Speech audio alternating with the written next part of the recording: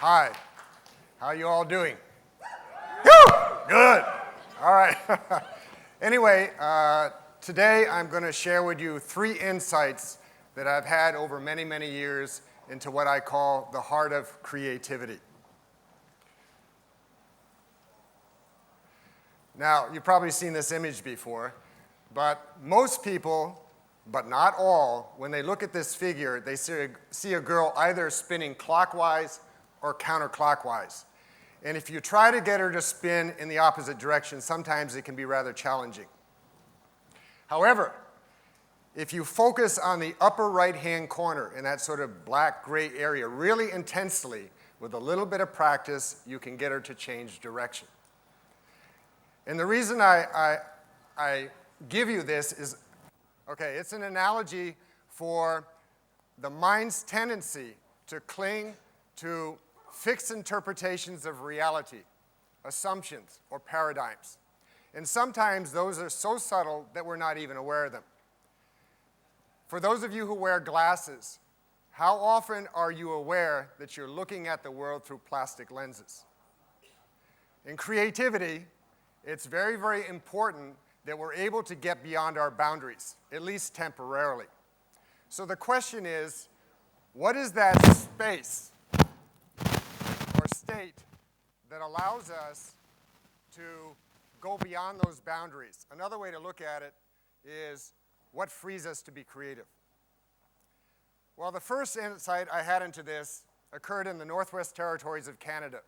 In 1972, I canoed about 800 kilometers down the Mackenzie River to the Dene settlement at Fort Good Hope. The Dene are Native Americans. And there I managed to convince a young trapper by the name of Jean-Marie, he's highlighted in the picture there, to take me during the next trapping season out into the bush so that I could experience their lifestyle. Now, I found out later that he was willing to do this because he wanted to find out up close what makes the white man tick. All right, so we chartered a bush plane and traveled about 350 kilometers northeast to a very remote area called Grass Lake. And we were very fortunate during this particular season because we had plenty of meat and we had plenty of fish to feed ourselves and our dogs. But as the temperature began to drop, I found life became rather tough. As a matter of fact, I had a number of mishaps where I almost lost my life as a result. But at that time, I had no idea what was in store for me. It was around Christmas time, and we had decided that we were going to travel overland back to Fort Good Hope. And my job at the time was to travel light, to travel fast, and to break trail in front of the dog sled. And at that time of year, we're traveling most of the time in low light or darkness. So I managed to make it 103 kilometers to Lake Manoir. When we got there, we picked up some of Jean-Marie's friends and 2 more dog teams. And then I continued in the lead across Lake Manoir to the north end of Covo Lake. Now, this particular day was very, very cold. It was about 50 below zero, and I was exhausted. When I moved out onto the lake, suddenly I walked right into overflow. Overflow is an unusual phenomenon where there's a layer of water on top of the ice, but under the snow. You can't see it. Splash! And I went right up to about here. Immediately, I ran to the shore. Everything was frozen almost instantaneously, and I was breaking the ice out of my snowshoes when Jean-Marie and his friends showed up. They looked at me and they said, okay, here's the deal. We're going to make camp 11 kilometers from here. Catch up to us when you can. They realized I was in trouble. So I'm thinking to myself, well, we're not going to make fire. You're not going to give me a ride? And off they left. So I was left by myself, and I realized that if I didn't move quickly and keep the circulation going in my legs, I was going to lose my feet. So I tried very, very hard, to walk, but I couldn't feel my legs, couldn't feel my feet, and I fell down quite a number of times. Anyway, I managed to make to the camp, and they had a tent set up with a wood stove inside. So I went inside, and I cut off my shoes, and I cut off my icy socks, and I looked at my feet. All the toes and a portion of the feet were black with frostbite, and they were solid as rocks. A few minutes later, nobody said anything. A few minutes later, the thawing began. that hurt. Just to give you an idea, imagine putting your feet in a barbecue pit for 30 to 40 minutes. So that night I didn't get too much sleep. In the morning, I was still in my sleeping bag. They got up and said, oh, by the way, we want you to break trail for us across Kovo Lake, 27 kilometers. Well, there was no way that I was going to be able to walk on them, and I didn't want to create any more cold damage to my feet, so I made an executive decision. I took out my knife, and I cut off the bottoms of my feet. My feelings precisely. I wrapped them up as best I could, put on some other shoes, and started walking. And every step that I took, it was like being stabbed by a knife. But that's not it, because I'm walking in front of 3 dog teams. So they want to move fast. So I had to move fast. That means the pain level went up quite a bit. And then about 3/4 of the way across the lake, suddenly I had the feeling, wow, it's so wonderful to be alive. And when I had that feeling, there was tremendous clarity and everything slowed down. And as it slowed down, I could hear the crystallization of my breath. And it was so beautiful. It was like more beautiful than any symphony I'd ever heard in my life. And the landscape, all the landscape was so beautiful, more beautiful than any painting or photo I'd ever seen. And I felt one. I felt harmonious, connected with the world around me. This has been called the pregnant sight of reality. The poet William Blake put it this way. He said, to see a world in a grain of sand, and a heaven in a wildflower, hold infinity in the palm of your hand, and eternity in an hour. That's an altered state of consciousness. And the interesting thing about it is it felt more real to me than my normal state of consciousness. So I learned something from this I call the explorer's insight. And that is we have to learn also to appreciate what we cannot see, because that too defines us. We take so many things for granted in life. For instance, take one single breath of air. How many factors in your body, how many factors in the environment and all the people around you, out to the solar system, out to the laws of physics and beyond, that allow us to take one simple breath of air? Those factors influence our lives every single moment. We're not aware of them most of the time. Never mind be grateful for them. And I also learned something, that the harsh treatment that I received from Jean-Marie and his friends was actually an act of compassion. That they wanted me to succeed. They wanted me to exceed my limitations and to experience their life exactly the way they live it. The next insight occurred a number of years later, where I'd been studying martial arts in the Far East, and I studied Chinese, Japanese, and Korean styles under some pretty famous people. I enjoyed the hard training, and I enjoyed fighting, but I also gained a little bit of arrogance in the process. So I was in Taiwan at the time and managed to get a small part in a movie along with my Taekwondo teacher, Huang Jingli, whose picture is on the upper left. And at the end of the movie, he says, oh, there's a Hong Kong producer who wants to talk to you. So I went over to his hotel, and the producer says, we got this great gimmick for promoting this movie in Hong Kong.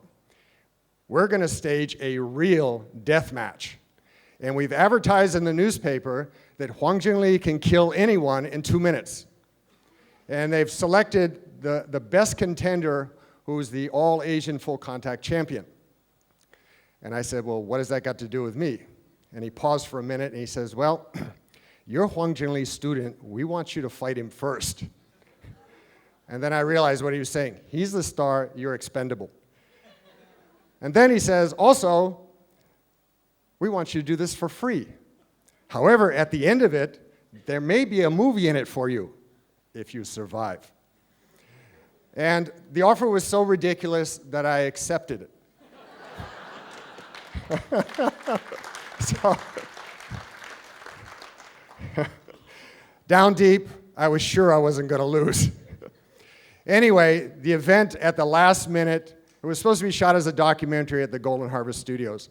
It was canceled at the last minute because someone from the opposing team had filed a complaint with the police. But after that, I began to reflect on my willingness to undertake such an event. And I realized that as a martial artist, that the opponent is not the guy in front of you.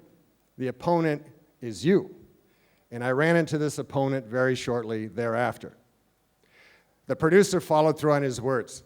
He put me in a Jackie Chan film. He put me in a post-mortem Bruce Lee film, Game of Death Part 2. No, I didn't meet Bruce Lee. And a number of other pictures. But I had a lot of trouble at that time because I didn't know how to handle choreography. I was trained to fight, right? Not to perform. So whenever the other actor would get a little bit too close to me, all of a sudden, there's an unchoreographed movement. And that caused the director and the fight choreographer to teach me new types of Chinese I'd never heard before, right? And I began to think, my God, what am I going to do here? How can I overcome this instinctual reaction? Then a thought occurred to me. What if I welcome each punch and kick with gratitude so that it doesn't seem like an attack? And when I did that, amazingly enough, I had enough time, a split second, to remember what I had to do. So sometime later, I got involved in the creative part of the industry. So I got involved as a producer and a writer and did directing sometime, post-production, music, and so forth. And I really, really enjoyed all the varieties of creativity that you can get involved in the film industry. But along with it came another thing, and that is block creativity. What do you do about block creativity? And then I remembered the choreography. Oh, gratitude. So then I thought, all right, I'm going to look at the blockage and learn to appreciate it with gratitude, which is counterintuitive. And sure enough, what happened is the blockage went away. So what I learned from this, I call the martial arts insight, and that is when opposed, don't confront.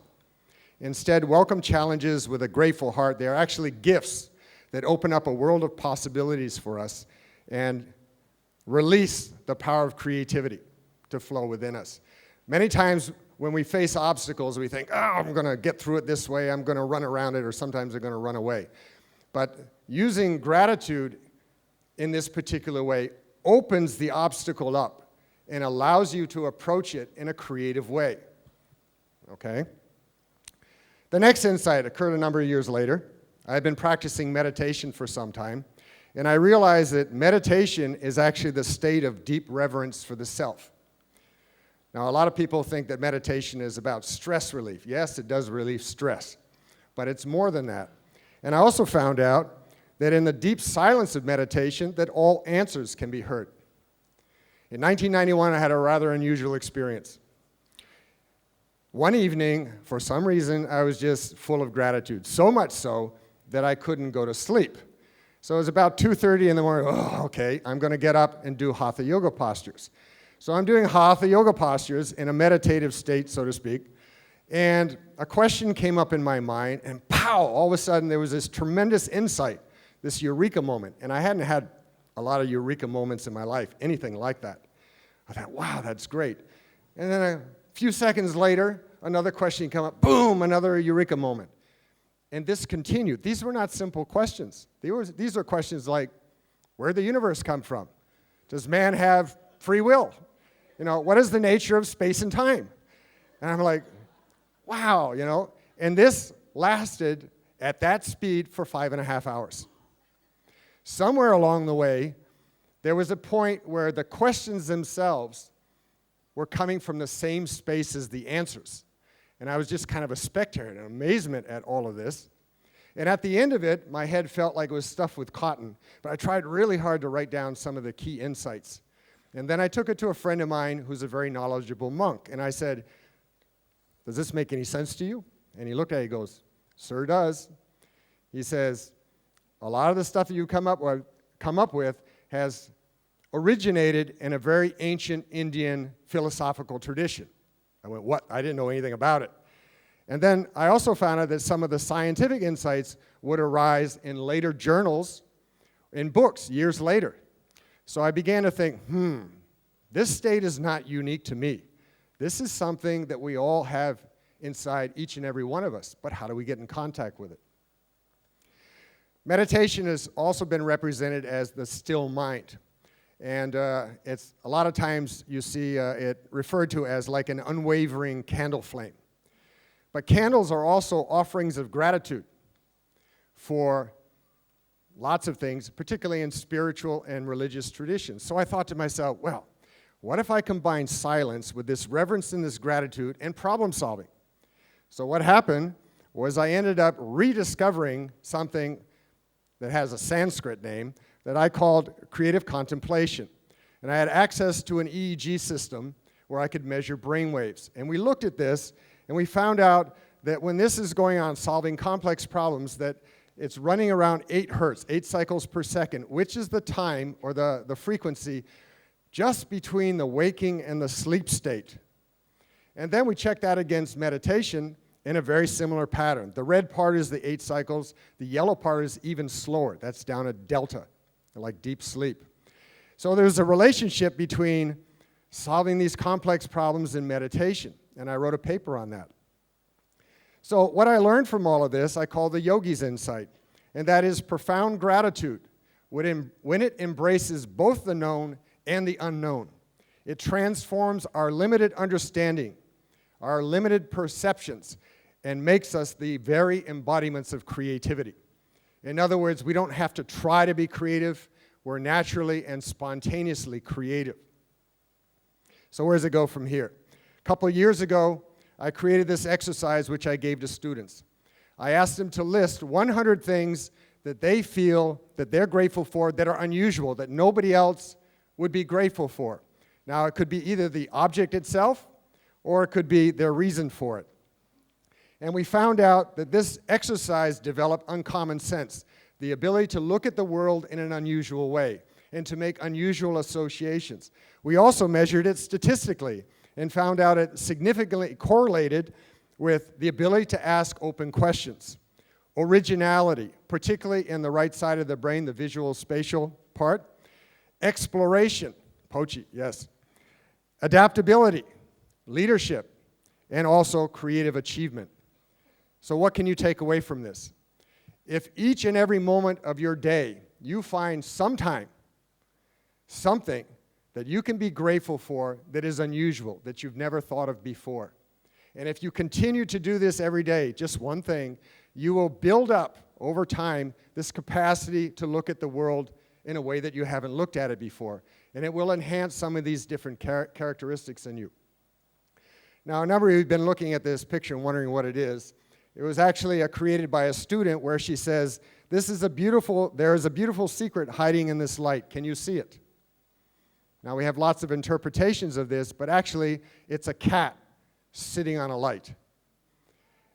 Oh, and the point behind this is, when we approach the world, other people and ourselves, in a way that's from a state of deep gratitude, we go beyond our limited interpretations of reality, and that releases an expression of the deep power of creativity within each and every one of us. And that is the heart of creativity. End of story. Okay, thank you.